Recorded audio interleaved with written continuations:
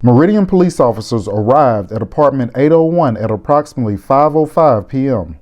And a measly 38 minutes later, they were pretty much done. And by 6:30, they were already on their way over to the Andreacchio's parents' house to tell them that their son had committed suicide. Welcome to Crimes Among Us. Allegedly, once Chief Lee entered Christian's apartment, he told his deputies to shut it down. This is a suicide. Allegedly, 1 month later, Christian's mom, Ray, went to the police chief and he said, listen, this was a suicide. I'm not going to investigate any further, point blank, period. It was a suicide. According to the Andreacchio's attorney, Dylan and Christian arrived at his apartment that morning at 11:30 a.m. About 1 hour later, Dylan is seen on bank security camera footage trying to remove all of Christian's money.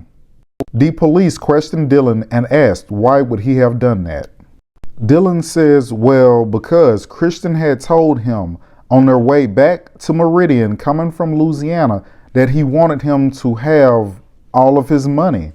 Just all of a sudden, he wanted him to have every bit of his money. Unfortunately for Dylan's pockets, Christian allegedly must have forgotten to give him his personal identification number, so he had no way of accessing the money.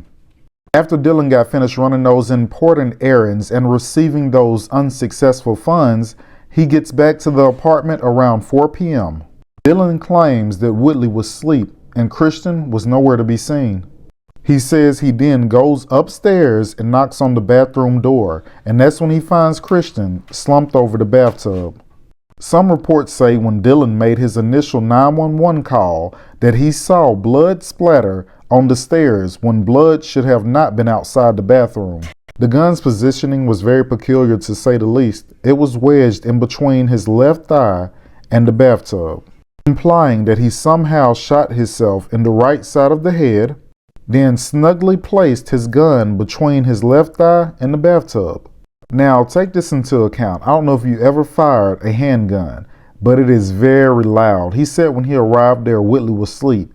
When she was asked by investigators what she was doing, she said she slept right through the gunshot. She never heard it. Please like, follow, and subscribe for more on Crimes Among Us.